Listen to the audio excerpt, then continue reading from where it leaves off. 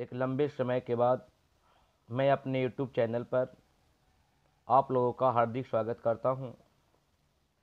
आज का जो टॉपिक है वह पढ़ना है द्विघात समीकरण पर आधारित व्यवहारिक प्रश्न। इसके पहले हम लोगों ने आपको टॉपिक हमने पढ़ा चुका था, विवेचक निकालें, उसकी प्रकृति निकालें। उसके पहले पढ़ाया था द्विघाती सूत्र से हल करें, पूर्ण वर्ग करके हल करें। इस प्रकार से मैंने आपको पढ़ा दिया था। चलिए ध्यान दीजिएगा। सवाल अपने पास है, ऐसी दो संख्याएं ज्ञात करें जिनका योगफल 32 है और गुणनफल 255 है। यानी कहने का अर्थ कि आप कोई दो गो संख्या ले लीजिए। एक एग्जाम्पल यहाँ पे लेता हूँ, ये दो संख्या ले लेते हैं, दोनों का योग लेते हैं 32। हमें यह नहीं मालूम कि यह संख्या कितनी है, यह ना मालूम कितनी है, केवल मालूम है कि दोनों का योगफल कितना है, 32 है। जब दोनों का योग यदि 32 दिया हुआ है तो यहाँ पे अगर मान लीजिए कि यह यदि 15 होगा तो यह कितना होगा, 32 माइनस 15। उसी प्रकार से यह यदि यहाँ पे यदि हम लोग x मान लेते हैं तो यहाँ पे कितना होगा, 32 माइनस x। तो यहाँ पे सबसे पहले लिखना होगा, मानना कि पहली संख्या x है, दूसरी संख्या आपने कितना लिया, 32 माइनस x है। अब कहता है उनका गुणनफल 255 है। यहाँ पे लिखेंगे प्रश्न से इन दोनों का गुणनफल, यानी पहली संख्या और दूसरी संख्या। तो पहली संख्या x है, दूसरी संख्या 32 माइनस x है। दोनों का गुणनफल कितना है, 255।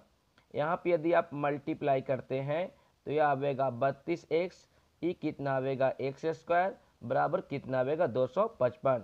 यहाँ पे हम इसको लिख सकते हैं minus x square plus 32x, इधर आवेगा तो माइनस 255 बराबर कितना, 0। ये आपका अब द्विघात समीकरण बन जाता है।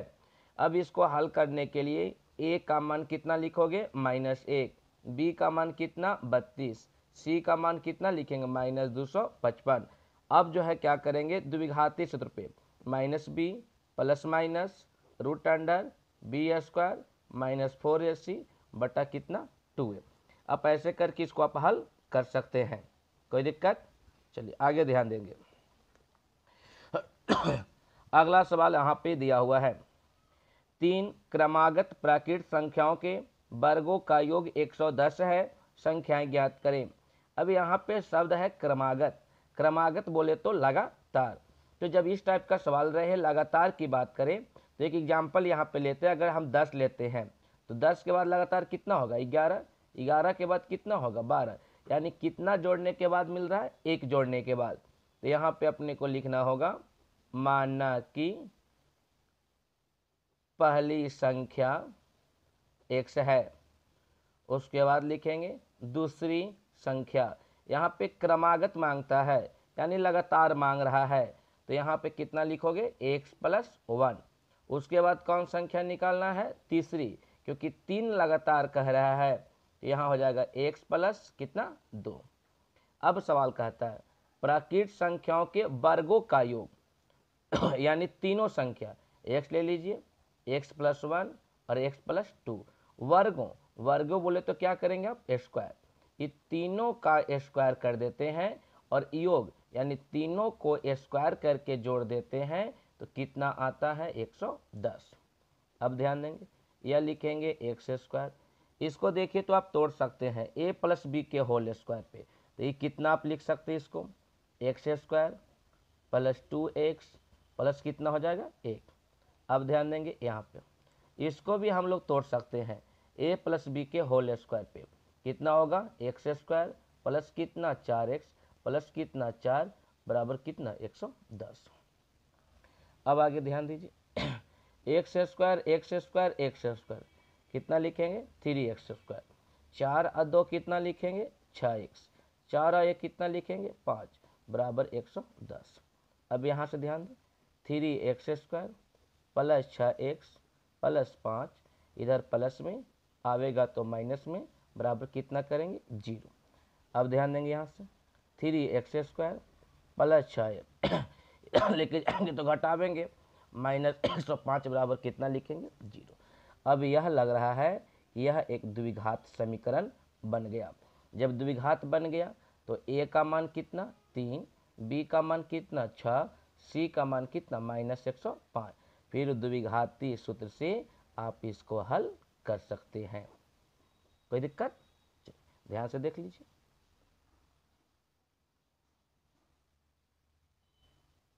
चलिए अब अगला सवाल ध्यान से देखेंगे। ये वाली सवाल पे सवाल कहता है दो संख्याओं का गुणनफल 12 है, उनके जोड़ को उनके वर्गों के साथ जोड़ने पर 32 प्राप्त होता है, तो संख्या ज्ञात करें। दो संख्याओं का गुणनफल 12 है, यानी दो को कोई आप संख्या ले लीजिए, दोनों को गुना कीजिए तो कितना आता है 12। अगर मान लिया जाए कि यहाँ पे मैं यदि 3 रखूँ तो यहाँ पे कितना आवेगा 4। 4 कहाँ से आवेगा तो 12/3, क्योंकि इधर आप गुना में भेजेंगे तो भाग में। तो उसी प्रकार से अगर दो गो संख्या है, दोनों का गुणनफल यदि 12 है तो यहाँ पे कितना मान लेते हैं x, तो यहाँ पे कितना हो जाएगा 12/x। तो उसी प्रकार से आपको मानना पड़ेगा, माना कि पहली संख्या x है, दूसरी संख्या 12/x है। क्लियर यहाँ तक? अब सवाल कहता है, ध्यान से देखिएगा। हो गया गुणनफल 12 है तो पहली संख्या को x माने, दूसरी को 12/x माने। अब सवाल कहता है, अब चल गया सर सवाल पे ध्यान दीजिएगा। अकॉर्डिंग टू क्वेश्चन, उनके जोड़ को यानी इन दोनों के जोड़ को जोड़ लिए, उनके वर्गों के साथ यानी इन दोनों जो संख्या है इनको वर्ग के साथ जोड़ने पर जोड़ दिए, कितना प्राप्त होता है 32। अब ध्यान दीजिए यहाँ केवल इसको लिखेंगे x जोड़ 12/x जोड़ इसको ऐसे माने क्या, इसको a मान लेते हैं, ये पूरा को b मान लेते हैं, तो अपने पास क्या बनता है a² जोड़ बनता है b²। इसका फॉर्मूला होता है a + b का होल स्क्वायर -2ab। ठीक है, आइए इसको लिखते हैं x + 12/x का होल स्क्वायर -2ab। a का मान x, b का मान 12/x बराबर कितना लिखते हैं 32। अब अगला लाइन पर ध्यान दें, x जोड़ 12/x जोड़ x जोड़ 12/x का होल स्क्वायर माइनस, काट सकते हैं, 12 दूना कितना हो जाएगा 24 बराबर कितना 32। अब ऐसा ध्यान दीजिएगा, x जोड़ 12/x जोड़ x जोड़ 12/x का होल स्क्वायर, इधर 32 प्लस में इधर आवेगा तो काहे में माइनस में, बराबर क्या कर देंगे 0। अब यहाँ के बाद x जोड़ 12/x जोड़ x जोड़ 12/x का होल स्क्वायर माइनस कितना हो जाएगा 4 2 6 3 2 5 बराबर कितना 0। क्लियर यहाँ तक? अब थोड़ा सा ध्यान दीजिएगा। अब यहाँ पे लिखते हैं x जोड़ 12/x बराबर क्या माना y माना। ठीक है, y माना।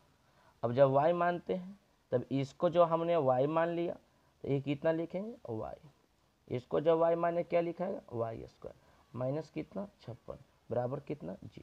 अब इसको लिख सकते हैं ना y² + y - 56 बराबर कितना 0। कोई दिक्कत यहाँ तक?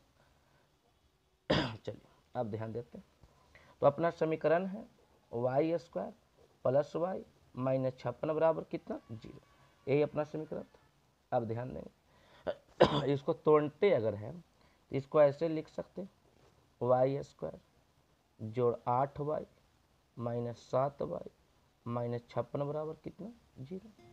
अब यहाँ से यदि आप कॉमन लेते हैं तो यहाँ से कॉमन लेंगे तो y कॉमन, तो y + 8 - 7 कॉमन तो कितना वाई माइनस माइनस प्लस कितना हो जाएगा 0। अब इसको लिखेंगे y प्लस 8, इसको लिखेंगे y माइनस 7 बराबर कितना 0। और यहाँ से सिखाए थे आपको y प्लस 8 बराबर 0, y बराबर कितना -7, y माइनस 7 बराबर 0, y बराबर कितना 7। तो सबसे पहले अब y का मान आपके पास एक आता है -8, एक आता है कितना 7, लेकिन यहाँ पे x का मान निकालना था, तो किसके बराबर क्या माने थे वहाँ ध्यान देते हैं। तो x जो 12/x बराबर आपने क्या माना था y माना था। अब यहाँ पे क्या करें x जो 12/x और y का मान एक बार -8 लेके चलिए ना, ये कितना हो जाएगा x कितना हो जाएगा x² जोड़ कितना 12 बराबर -8, इसको लिखिए x² प्लस 12 बराबर माइनस कितना 8, क्योंकि x बटा में जाके उधर गुना में। यहाँ पे लिखते हैं x² प्लस 8x प्लस कितना 12। यहाँ पे हो सकता है तोड़िएगा x² plus 6x plus 2x plus कितना 12। अब यहाँ पे होगा x प्लस 6 और यहाँ पे कितना होगा x प्लस 2, कॉमन डायरेक्ट ले लेता हूँ, तो x प्लस 6 बराबर कितना 0, x बराबर -6, उसी प्रकार से कितना हो जाएगा x बराबर -2। अब यहाँ से उसी प्रकार से अब क्या करेंगे कि x जो 12/x बराबर पुनः आपका जो है y माना था, y का मान एक बार 7 लेके चलिएगा, 12/x बराबर कितना 7। अब यहाँ पर भी अगर आप एलसीएम लेते हैं गुना भाग करते हैं तो डायरेक्ट के कंडीशन जो आवेगा इस प्रकार से आवेगा, तो x² प्लस 7x माइनस 12 बराबर कितना 0। आप चाहे तो इसको भी हल आप कर सकते हैं।